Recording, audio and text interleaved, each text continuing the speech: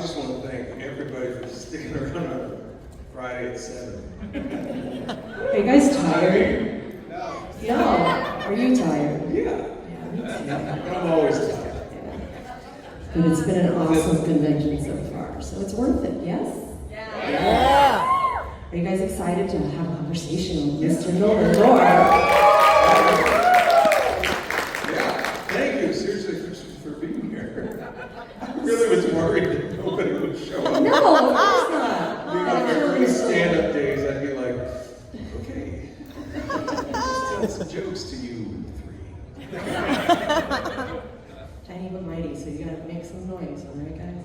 Alright, we're gonna get right into it, and I just heard you guys telling us that Uncharted is the one that you guys want to hear about. So let's talk about that first. I have one question. Yes, please.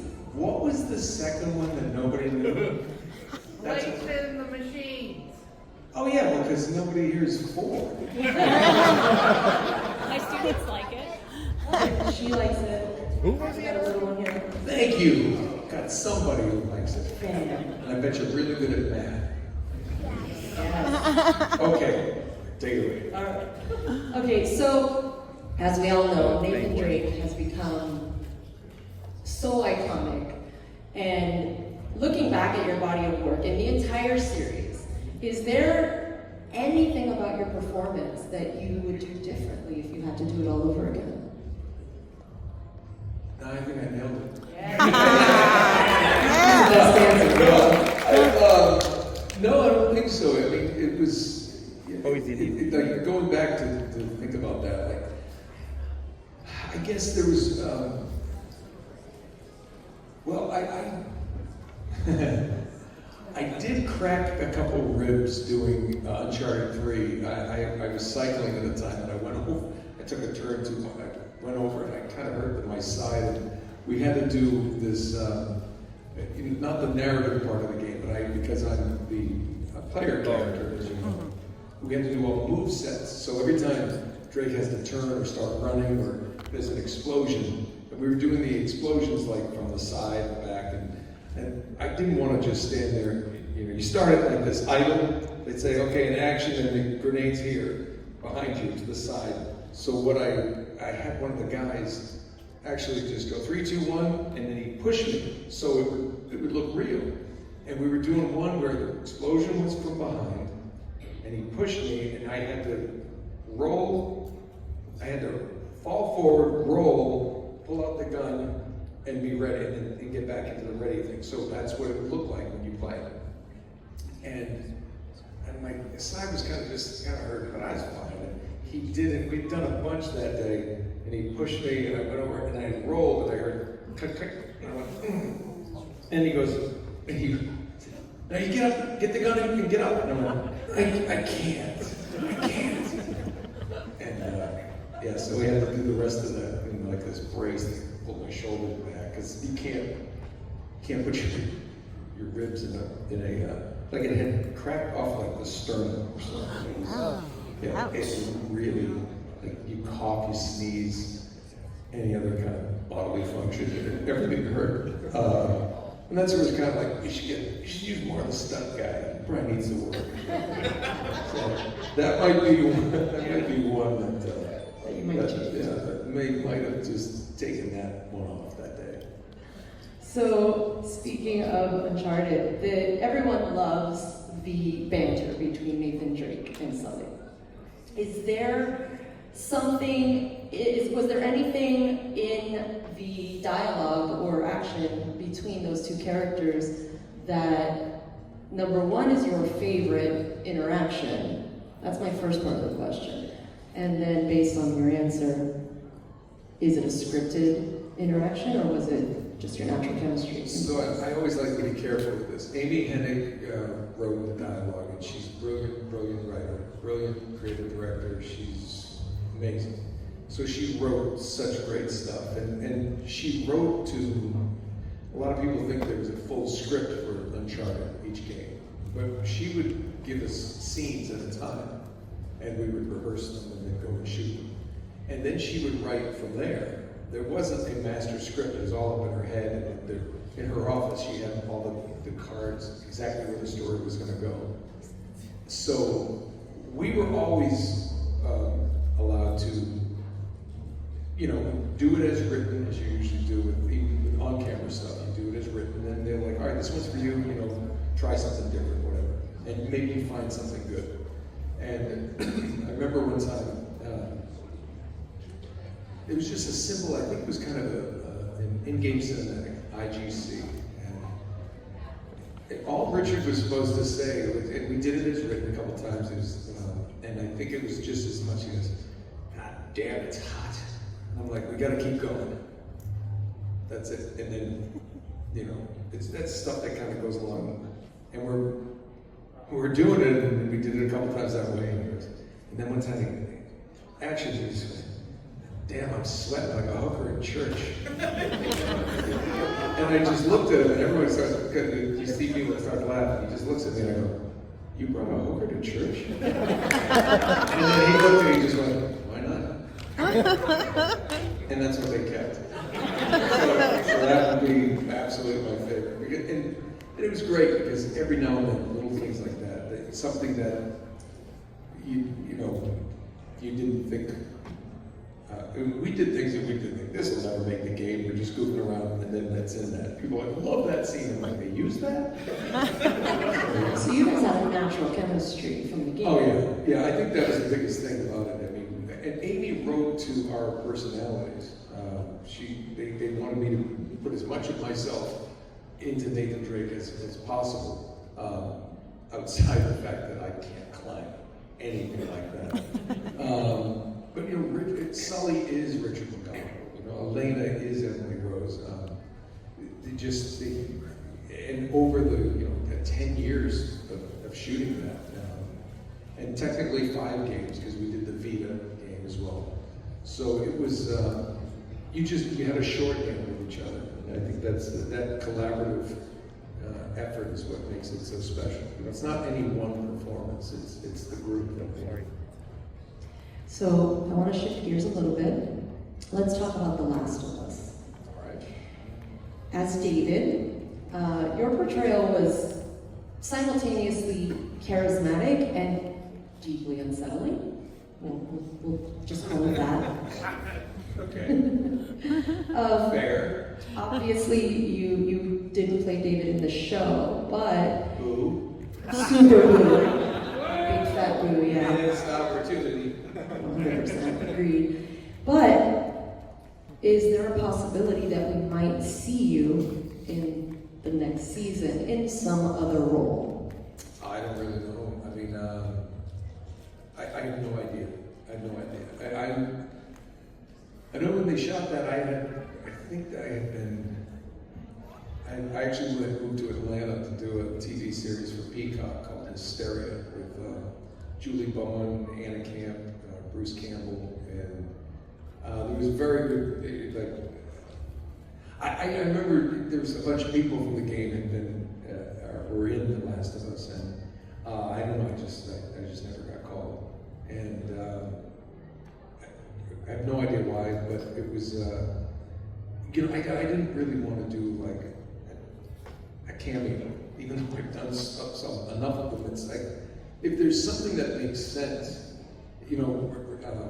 that's fine. So, I'd always be open to it, but I would have liked to play David. That would have been cool. And I thought the actor did a great job. He was very different. He wasn't doing the game character necessarily.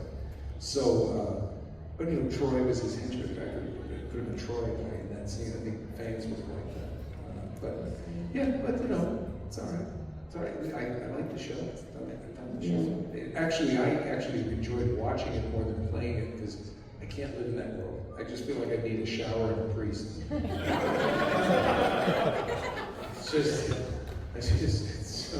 It's so creepy. I'm like, that game it's an amazing achievement, but it's Unsettling? Yeah, unsettling. So we will be throwing it to you guys for questions shortly. So start thinking about your questions if you haven't already. Please keep them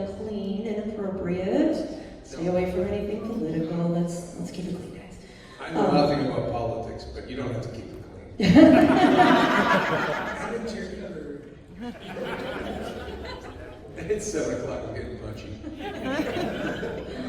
Okay, so This could be the end of my career. No. I don't know what I'm going to say. I'm not getting you canceled. Nolan. You're not doing that. That was not the Harvey Good part for this video. Trust me, you have no idea what goes on in this head. I do have a question, but I'm going to save it for later. So do you have, as a voice actor, I mean, you've done so many projects, do you have a specific pre-recording ritual that you do before you're getting ready to go into the booth? Is, you know, whether it's vocal warm-ups or drinking tea or screaming into a pillow, what is your pre-recording ritual, if you have one? I wish I had a good answer for this. I don't. I just, I guess before we used to, before the pandemic, when you would actually have to get in your car and go somewhere, I would just get a cup of coffee and I might sing just to get the phlegm out of your little shit, you know, you get that old guy, you know, yeah, but I might, you know, my voice will be tired when a song comes on and I'm like, I'm that guy you see in the road, you're just like looking at everything. And then one day I was realizing, I'm never going to see that guy again. So I started singing to him. No, I think just getting it going. I mean, I think you take care of it. You know, yeah, there's tea, and I don't really like tea that much because it's what I was always given when I got sick. So, you know, a nice chamomile. It's like, what am I drinking this for? I'm not sick. And I probably, one of the things I drink coffee black and just dark, and I just, I'm a big fan of the bourbon industry. And it's funny, I remember I actually, after 25 plus years in this business, I finally went to an ENT recently. And not because I was sick, I just like, yeah, everybody says I should have one. I should go. And somebody mentioned this guy, and I went to see him. He said, "You've never had your vocal cords scoped?" I'm like, "Yeah, I don't know what they could look like pastrami right now. I have no idea." And they did it. They had to go up through the nose. It was awful. And I remember he looked. He goes, "Yeah, they look great." He goes, "Look, that's the money maker right there." Yeah, no, they look just fine. I'm like, "Is that it?" He goes, "No, that'll be $600. Great. Very good. Lost money, just have to tell me." So no, I don't have a trick. I know people do. The one thing, if you do it, you know, people say, "How do you yell that long?" It's like a singer. You do have to yell from your diaphragm. You try to keep it out of your throat and do those kind of things. And never audition with a voice that you can't sustain for several hours. That's another good one. So I made that mistake a couple times. I just mark that one off the list. Have you ever worked with a vocal coach just to kind of keep your training, protect your instrument? No, I get paid for everything I got attention in school for. It's true. I know I've always been mimicked my cousins and aunts and uncles, friends, whatever. I tell the story about Raphael and TMNT, the TMNT movie. That's a guy named Mike Majacomo I went to high school with.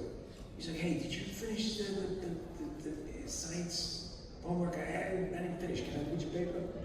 It's what he talked like. And when I was auditioning, I was like, "I bet he'd be like Mike. Mike's a big guy. He talked like that. He was 17, he talked like that." So that was it. I'll go to dinner with my wife, and I got something like, "I'm Aaron, I'll be here later tonight." And she walks away to get drinks, and she's like, "He's going in a cartoon, isn't he?" At some point, yes. Get back there. Yeah. So that actually brings me to a question that I was kind of hesitant to ask because it might age me a little bit. But you're a legendary voice actor now who's portrayed hundreds, maybe thousands of characters. But my first introduction to you was when you were in the General Hospital spin-off, Port Charles. Yes. Some of you were looking at me like a deer in the headlights. That was my first job. After I started in New York, and then I went out there, and I was there like 7 months, and I got this audition, and I'm like, whatever, you know, it's better than serving food and painting houses. And I had three jobs and I got that. But it was great. I mean, it's not like, oh, poor you. It's like, no, it's great. I'm making money. If you're a starving actor, the best thing to do is work in restaurants, because I used to get, there's a place called Pollo Loco in California. They had a chicken bowl, rice and beans and chicken. And I would get one, it was like, I think it was $2.65. And I'd get one, and I'd take half of it out, put it in a plate, and I'd put that in the fridge. That would be lunch. Go to the restaurant, have dinner, you know, like, yeah, soup and breadsticks, all you can eat. But I spoke Spanish, so I talked to the chefs in the back, and I'm like, you know, and they would like hook me up with food. And the next day, that would be lunch again, and I'd go in for the restaurant. So it never pass on free food. So that was the key to that. And Port Charles was the first thing that got me into the restaurant. And did you go, because once you were done with Port Charles, you left the show when it got canceled, right? Or did you leave before? I'm very proud. I was the only one left in the original cast from day one to the last day. Yeah. It hadn't been fired or killed off or something. Yeah. And I got 5, and soap opera's not 5 seasons, it's 5 years, 50 weeks a year, 5 days a week. So, and I wasn't very good. Still not sure. But we're on the air right now. It was, you got paid to learn, and you know how to be a professional, you know, just how to know the dialogue. Just you're studying every night, you're doing stuff. And there were some other really good actors that you're working every day with those people. And you know, people bash soap operas, and I never will. I mean, it started when it launched me, and when it went off the air, it was just, I was actually a guy on the show who said, hey, you know, you're always playing around with us and entertaining people with your voices. You should talk to my voiceover agent. And I was like, all right, I guess I can check. I had 2 kids. I'm like, I gotta make some money somewhere. And that started. So did you have any interest in voice acting before that? No, I actually was like, I don't want to do that. I'm an on-camera guy. And then you realize that an actor should never limit himself. You know, if it's like think of like a vestibule of doors, and that's movies, and that's TV, and that's daytime TV, and that's animation, and that's video games, and you know, there's no reason. Like when people say, oh, you're a voice actor, it's like, just an actor. I mean, I'll do, you know, I think I've been able to find a place in voiceover, and I love it, I really do. Because it's, when you're on camera, this is what you see is what you get. Animation and games, you can be, I played a Viking beaver in a Nickelodeon show, you know, I played a little grandma on Billy and Mandy. just like, I played a grandma. Was that Breadwinners? No, that was Billy and Mandy. No, the first one I think was Breadwinners. Breadwinners, yeah. Breadwinners was the Viking guys. It's also the voice I won't audition for it anymore. Because it's, they had me singing like gore, like this heavy metal thing, and that wasn't in the audition. It was like, yeah, I can't do that for very long. So mentioning voice acting versus, you know, on-camera acting, voice acting is a decidedly different medium as far as the technique that you're using. Like you mentioned, you know, you can do different types of characters that you would not be able to do on camera. What's a common misconception that people have about voice acting that you'd like to clear up?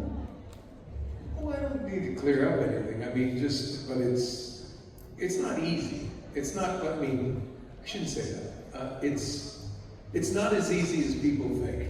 It's because, you know, sometimes on camera, you first of all, you're working with somebody. I'm talking to another person. We're having a scene together. And what you bring, what you send my way, I have to react and send back. And there's this great collaboration. That's why Uncharted was so great, because that was motion capture. It's on camera. I tell people the data that we got on the stage, the same stage where they did Polar Express or Avatar or any of that stuff, that data could be made into a movie or it could be made into a game. It's that simple. Andy Serkis told me, he said, the best thing is it's acting like any other, except we wear digital makeup. I thought that was great. Um, the toughest part, I think, is when you're reading text, you have to perform while you're reading it. And I don't think it's necessarily difficult to learn, but you can tell when someone's reading something to you and when someone's performing what they're reading. And I think I believe you can learn it. I mean, obviously I did. I mean, yeah, you can't do it. It's just, and sometimes when we're going through dialogue, you'll hear the director be like, sound a little reading on that one. You're like, yeah, let me read. And sometimes I'll read it through, and I think because of the soap opera, actually, I'm able to pick that up, and very often I'll just like look off the page and when I'm doing it, just because I got it, and because I know that I'm not just reading the words.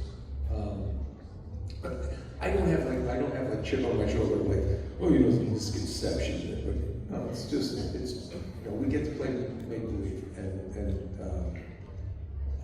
I'm blessed to be able to do it. I had no idea this is what I would do with my life, so but it can't go back now. I am truly just not. I'm not good at anything else. And it's a good job for someone who's like, oh, you always want to get better. So that's where you go. But I would be terrible at it, like Merrill Lynch. Well, these numbers. I'd be awful. Is there a character that you have yet to voice that you really want to voice?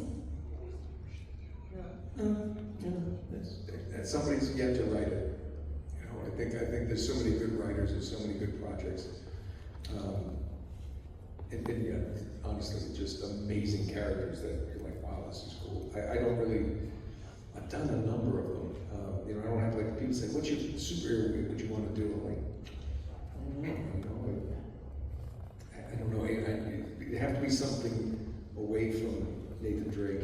He became such an iconic hero that a lot of times I'm drawn to like some of the villains and the more interesting characters that come in. Those are the more fun characters to play. Yeah. I hear. Yeah, they are. All right, we're going to throw it to our first question. Here we go.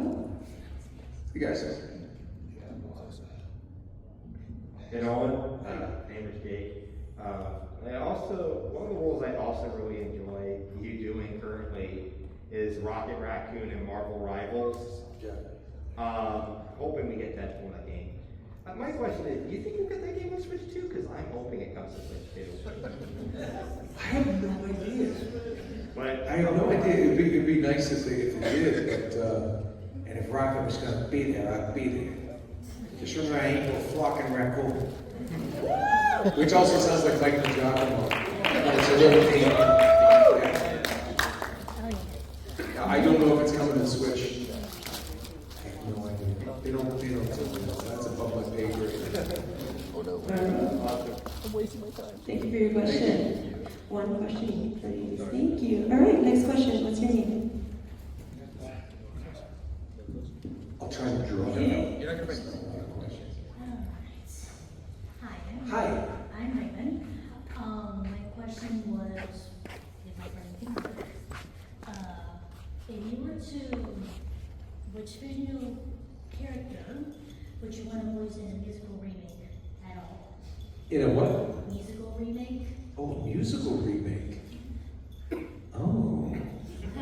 Interesting. Like from a musical film or something like that? Anything you can think of. Wow, that's a great question. I grew up, so my parents met in musical theater, summer stock in New England. My dad was in New York, trying his hand at it. He was, that's a great question. So I grew up in a house where they would sing all the time. And you know, we watched the old movies, Music Man and Oliver, and it just, oh gosh. Fagin, that'd be cool. Fagin and Oliver. So when I lived in New York, we had a buddy who was an usher. He used to sneak us in the back, and I saw Guys and Dolls like 7 times with Nathan Lane, Faith Prince, Peter Gallagher. It was unbelievable. I mean, oh yeah, it was just amazing. And that old school kind of thing. Yeah, maybe Guys and Dolls. I don't know what, that could be a cool game. They go to Havana at one point. That could be, we could do a musical remake of Guys and Dolls, but shoot people or something. Lucky you're lady tonight. Thank you for your question. That's a great question. Thank you for that one. All right, what's your name? There's so many. My name is Noah. Hey, Noah. I was wondering, what is your favorite line when you played Deadpool in the games? There's so many. There's, my favorite line. I don't think I can say it, Noah. Your mom. Well, I did, so, it's a naughty game. So, what was great about that is I got to do Deadpool the way I want to do it, just doing his thing. But I also got to be very serious, so it's really immature stuff on his agents. And we would go back and forth, back and forth. But if you remember, the premise of the Deadpool video game is Deadpool, breaking the fourth wall all the time, is making his own video game. And we were doing a bunch, and they had a bunch of phone calls to the head of the studio, and they used his real name about, and at one point I was sitting there and said, what if he called me? And they looked at me and they said, what do you mean? I said, well, what if he called me to ask me to be in the game? And as I was brushing him off, they're like, well, what? I said, just roll this. And I did a phone call between Deadpool and myself. He wanted me in the game, and you're the guy, you're doing all the games, And I said, yeah, I don't know if I can do it, Back and forth, It's like, you really need to call my agent, and he said, I bet I called you because you're my buddy, we go way back. I'm like, I've never met you. And the whole thing ends up where I just keep brushing him off. He said, come on, don't be like that, you gotta do it. And I said, you really gotta call my agent, Deadpool. This is really, and she laughed. Did she? She's not. I think we're safe. So I just ended up saying, I said, you gotta call him down, so I'll just forgive me. I go, you gotta talk to my agent. He goes, yeah, well, fuck you, Nolan. And you saw all the heads in the engineering group went, and they're laughing, and they go, oh my God, can we use that? I'm like, you better. And I can't tell you how many people come up to me with a Deadpool game and go, could you write F you Nolan? I suppose you don't want F you, right? He goes, no. So I told him, I gotta tell myself off. But and that's tame for that game. Yeah. Thank you for your question. What's your name? Hello, Mr. Hey. My name is Patrick, and regarding the Uncharted series, was there anything that you wanted to include that was never included in the final versions of the game? Or any of the games? It's a great question, but no, I don't. The great thing about that game is, I get to come to these and sign their stuff. It's Nathan Drake and all that thing, but it was such a group effort, and without Amy Hennig, that doesn't exist. Without Richard, without Emily, without Graham McTavish playing Lazarevich and then Cutter, without all these amazing artists and programmers, it was this big collective effort that made that so special. It made it to the point where when you're playing Uncharted, you're Nathan Drake, not me. It's you. You're on the stick. You're making a move. You're making the decisions. You're playing the game, and you're in it. And to be able to have been part of something so much bigger than just myself, how old am I now? We've been doing, this game came out a long time ago, and here we are. I joke with people, I may have told some of you today at the table, that I've gotten to travel the world more than Nathan Drake because of Nathan Drake. Whether it was the Sony publicity tours that we did for the Uncharted Nathan Drake collection, where they literally had me go to London, land in London, wake up in the morning, press junket all day, go to the airport, fly to Oslo, go to sleep, press junket all the next day, get on a plane that night, fly into Germany, go into Berlin, do it again, Amsterdam, back to London, this is true, slept. No, I got on a plane, got home on a Thursday, slept, Friday morning, worked on Uncharted 4, finished all day mocap, car picks me up, my wife's in it this time, go back to London to finish up the tour, like 1 day in London, 2 in Paris, Portugal and Madrid. And I had no idea where I was, but it was amazing just to be able to have that. I was in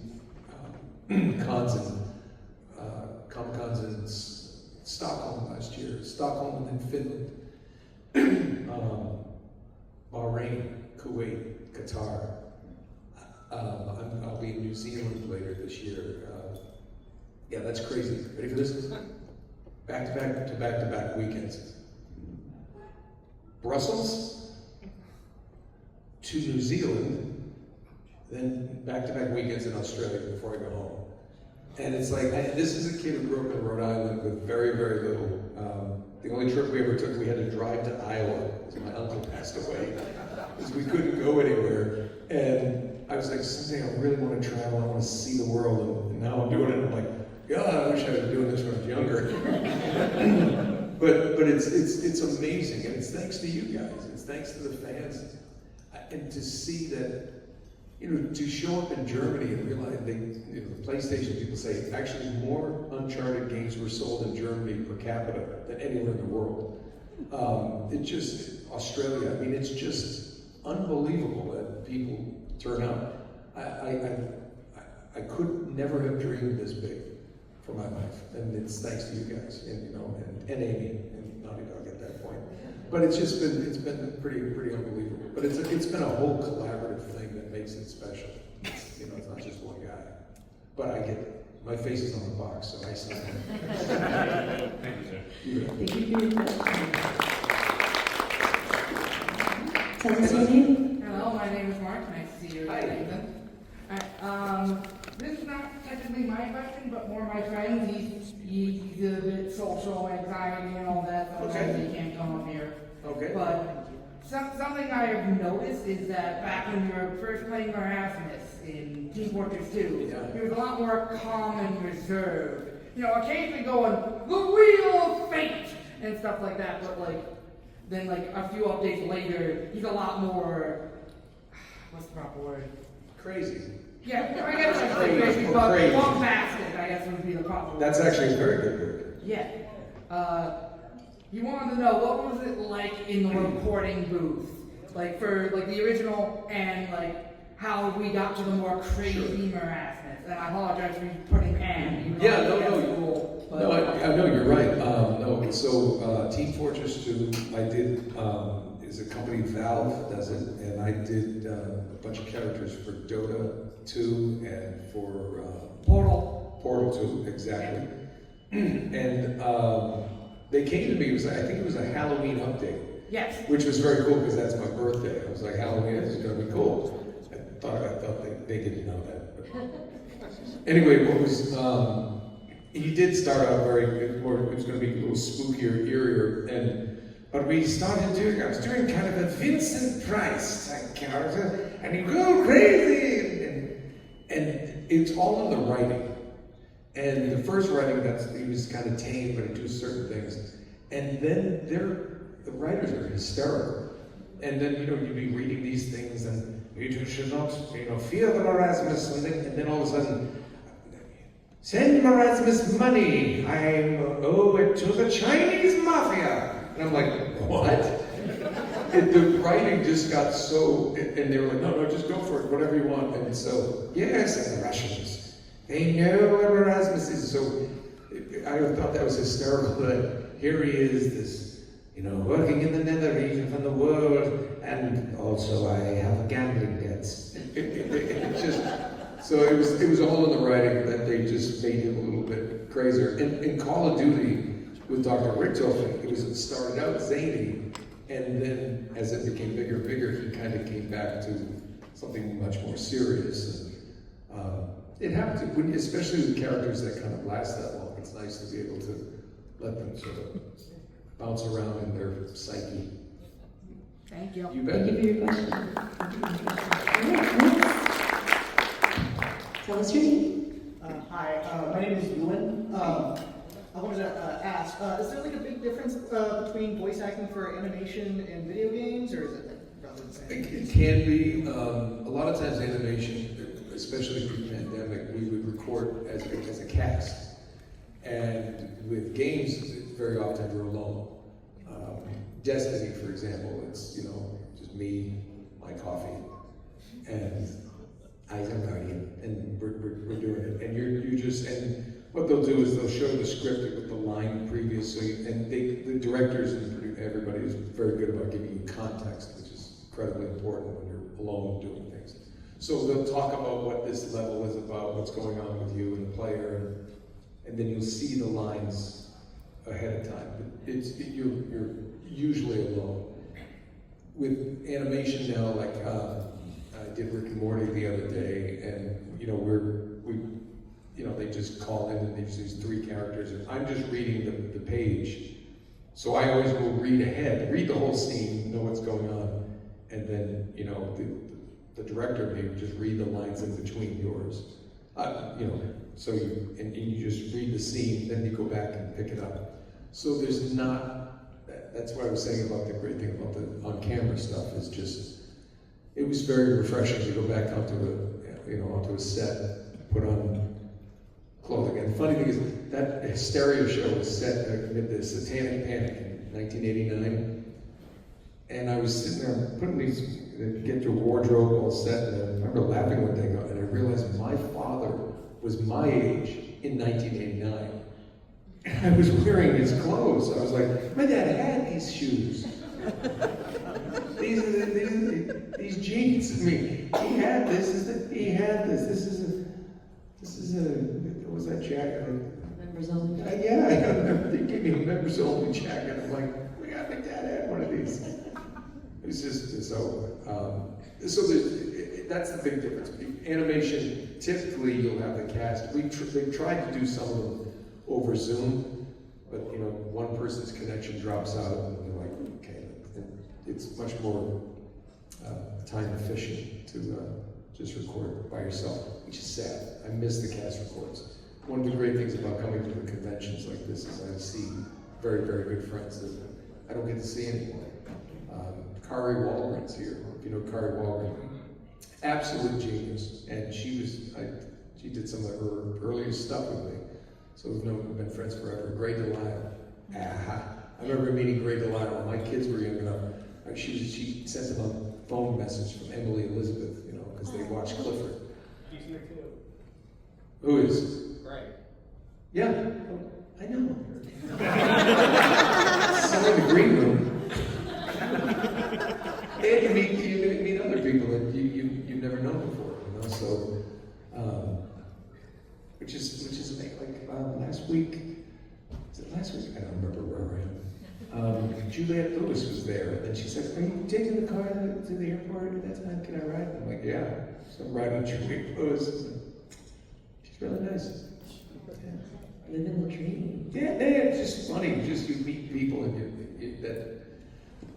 some of my biggest heroes, Frank Welker, Peter Cullen. I got to do Transformers with them. And every Wednesday on Transformers Prime, I'm in this room next to these legends that were my heroes.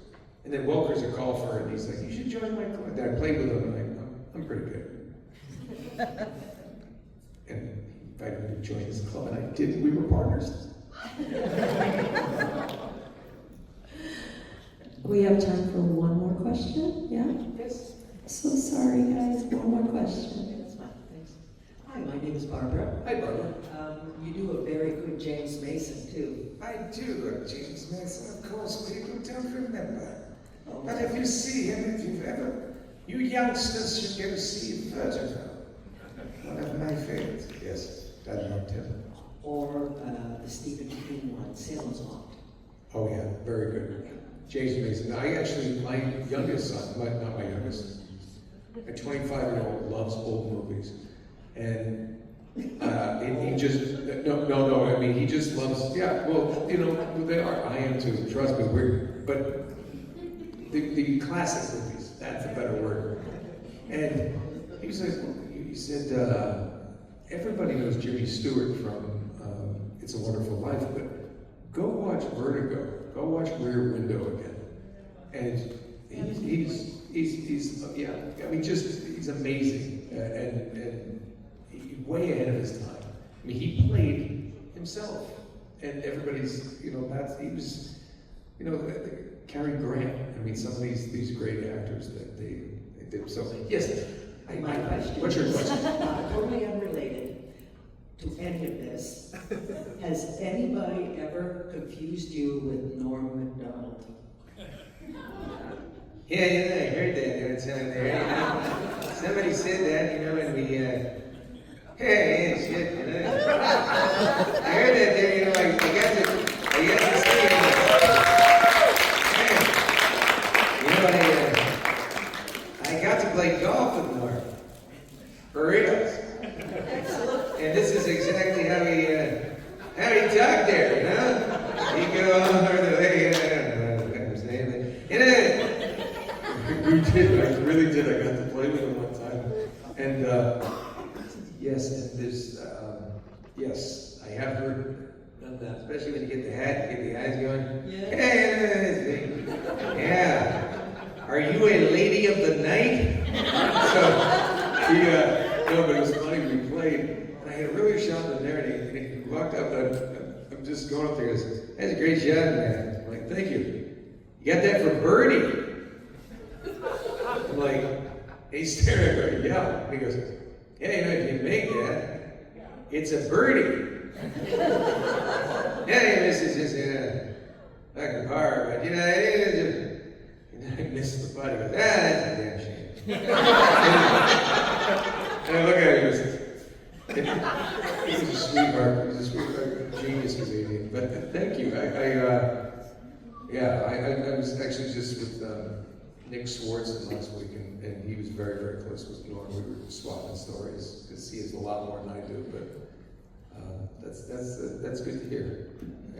Thank you. Thank you. I do want to ask one last thing. Yeah, sure. Can you do us all a favor and please give us a one-sentence pep talk as, wait for it, Nathan Drake, a ridiculous pickup line as Deadpool, and terrifying as David, back to back. Don't forget Superboy. A pickup line? Sure. Or did you Or say, whatever. or a pick Back to back. Pep talk. So Nathan Drake, Sig Parvis Magna, be true to yourself, greatness from small beginnings. When you get knocked down in life, pick yourself up and keep going. That's what I do. Deadpool would say, excuse me, miss, does this napkin smell like chloroform? It works every time. And what did you want from that? And something terrifying is the terrifying pep talk as David. I think we need to shut this one down because I'm getting awfully hungry. And you all look so tasty. Thank you so much for indulging us. That was creepy. That creeps me out. Thank you so much for coming in today and sharing your talent with all of us. Thank you. Please give it up one more time.